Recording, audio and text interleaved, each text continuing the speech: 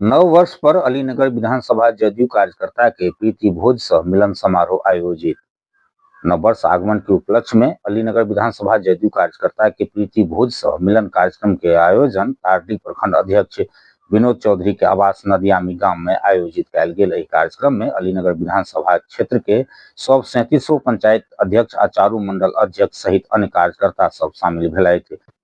एहि अवसर पर विधानसभा प्रभारी श्याम सुंदर विश्वकर्मा उपस्थित कार्यकर्ता सब मिशन 225 के संबंध में विस्तार से चर्चा कयलनि। कहलनि जे नीतीश कुमार के नेतृत्व में डबल इंजन के सरकार बिहार में लगातार विकास के पथ पर अग्रसर अछि।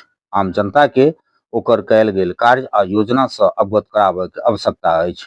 कहलनि जे एनडीए एहि बेर 2025 के बिहार विधानसभा चुनाव में 225 सीट जीतत, एहि लेल समस्त कार्यकर्ता के एखने से लागि जेबाक चाही।